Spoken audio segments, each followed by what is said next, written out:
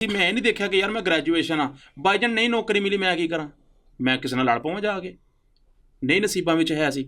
ਆ ਜਾ ਕੇ ਬੰਦੇ ਨੇ ਆਪਣੇ ਨਸੀਬਾਂ ਨੂੰ ਹੀ ਕਹਿਣਾ ਨਾ। ਹਾਂਜੀ ਹਾਂਜੀ। ਲੇਕਿਨ ਅਲਹਮਦੁਲਿਲਾ ਅੱਲਾਹ ਪਾਕ ਨੇ ਸ਼ਾਇਦ ਸਾਡੇ ਮਤਲਬ ਨਸੀਬਾਂ ਵਿੱਚ ਨੌਕਰੀ ਨਹੀਂ ਲਿਖੀ ਸੀ, ਸਾਡੇ ਨਸੀਬਾਂ ਵਿੱਚ ਭਰਾਵਾਂ ਦੇ ਵਿੱਚ ਆਹ ਤਰੱਕੀ ਲਿਖੀ ਸੀ। ਅੱਛਾ, ਤੁਸੀਂ ਕਦੇ ਸੋਚਿਆ ਸੀ ਵੀ ਮੈਂ ਆਹੀ ਕੰਮ ਸਟਾਰਟ ਕਰਨਾ? ਕਿਉਂਕਿ ਬਚਪਨ ਵਿੱਚ ਜਦੋਂ ਬੰਦਾ ਤਰੀਮ ਹਾਸਲ ਕਰਦਾ ਵਾ, ਹਰ ਬੰਦੇ ਦੇ ਖ਼ਾਬ ਹੁੰਦੇ, ਭਾਈ ਮੈਂ ਕਾਰੋਬਾਰ ਕਰਾਂਗਾ, ਮੈਂ ਡਾਕਟਰ ਬਣਾਂਗਾ, ਇੰਜੀਨੀਅਰ ਬਣਾਂਗਾ। ਤੁਸੀਂ ਕਦੇ ਸੋਚਿਆ ਸੀ ਵੀ ਯਾਰ ਮੈਂ ਆਹੀ ਕੰਮ ਕਰਨਾ, ਮੈਂ ਵਾਲਦ ਸਾਹਿਬ ਦੇ ਕੰਮ ਨੂੰ ਅੱਗੇ ਲੈ ਕੇ ਜਾਣਾ, ਜਾਂ ਇੱਕ ਅਚਾਨਕ ਹੀ ਕੋਈ ਪਲਾਨ ਬਣਿਆ? ਨਹੀਂ ਜੀ, ਹਰ ਵਾਲਦਿਆਂ ਨੇ ਤਾਂ ਆਪਣੀ ਔਲਾਦ ਵਾਸਤੇ ਅੱਛਾ ਹੀ ਸੋਚਿਆ ਹੁੰਦਾ ਵਾ, ਅਤੇ ਸਾਡੇ ਘਰਦਿਆਂ ਨੇ ਵੀ ਸਾਡੇ ਵਾਸਤੇ ਅੱਛਾ ਸੋਚਿਆ ਸੀ, ਲੇਕਿਨ ਨਸੀਬਾਂ ਵਿੱਚ ਇਹ ਸੀ ਠੀਕ ਹੋ ਗਿਆ। ਅਤੇ ਬਾਕੀ ਭਾਈਜਾਨ ਮੈਂ ਇਹ ਗੱਲ ਜ਼ਰੂਰ ਕਹਾਂਗਾ ਕਿ ਇਨਸਾਨ ਨੂੰ ਆਪਣੇ ਖ਼ਵਾਬ ਵੱਡੇ ਰੱਖਣੇ ਚਾਹੀਦੇ ਹੈ, ਕਿਉਂਕਿ ਜਦੋਂ ਖ਼ਵਾਬ ਵੱਡੇ ਹੋਣਗੇ ਨਾ ਭਾਈਜਾਨ, ਤੁਸੀਂ ਉਹਨਾਂ ਨੂੰ ਫਿਰ ਪੂਰਾ ਕਰਨ ਵਾਸਤੇ ਪੂਰੀ ਜਦੋਜਹਿਦ ਕਰੋਗੇ। ਅਤੇ ਮੈਂ ਨੌਕਰੀ 'ਤੇ ਵੀ ਲੱਗਾ ਸੀ, ਲੇਕਿਨ ਮੈਂ ਨੌਕਰੀ ਛੱਡ ਦਿੱਤੀ ਸੀ, ਕਿਉਂਕਿ ਬਾਈ ਖ਼ਵਾਬ ਵੱਡੇ ਸੀ ਅਤੇ ਨੌਕਰੀ ਕਰਕੇ ਨਾ ਪੂਰੇ ਨਹੀਂ ਹੁੰਦੇ ਸੀ। ਅੱਛਾ ਹਾਂਜੀ।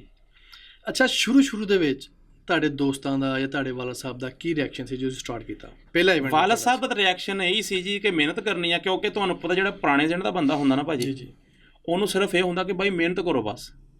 ਆਹ ਹੁਣ ਨਵੀਂ ਜਨਰੇਸ਼ਨ ਆ ਭਾਈਜਾਨ, ਦੌਰ ਹੈਗਾ ਉਹ, ਲੋਕ ਭਾਈ ਤਰਜੀਹ ਦਿੰਦੇ ਆ ਗੱਡੀਆਂ ਹੋਣ, ਕੋਈ ਮੇਰਾ ਯਾਰ ਸੱਜਣ ਹੈਗਾ ਉਹ ਚੰਗਾ ਹੋਵੇ, ਵਧੀਆ ਖਾਂਦਾ ਪਾਉਂਦਾ ਹੋਵੇ, ਘਰੋਂ ਬਾਹਰੋਂ ਚੰਗਾ ਸੌਖਾ ਹੋਵੇ। ਇਹ ਚੀਜ਼ਾਂ ਅਸੀਂ ਬਾਈ ਬੜੀਆਂ ਫੋਰਸ ਕੀਤੀਆਂ ਵਾ, ਕਿਉਂਕਿ ਜਿਹੜੇ ਚੰਗੇ ਯਾਰ ਦੋਸਤ ਹੁੰਦੇ ਸੀ ਨਾ, ਖਾਂਦੇ ਪੀਂਦੇ ਘਰ ਦੇ ਹੁੰਦੇ ਸੀ, ਸਾਡੇ ਤੋਂ ਤਾਂ ਥੋੜ੍ਹਾ ਜਿਹਾ ਅਵਾਇਡ ਕਰਦੇ ਹੁੰਦੇ ਸੀ। ਅੱਛਾ। ਚੰਦ ਕੁਛ ਦੋਸਤ ਸੀ ਜਿਹੜੇ ਸਾਨੂੰ ਨਾਲ ਲੈ ਕੇ ਤੁਰਦੇ ਸੀਗੇ,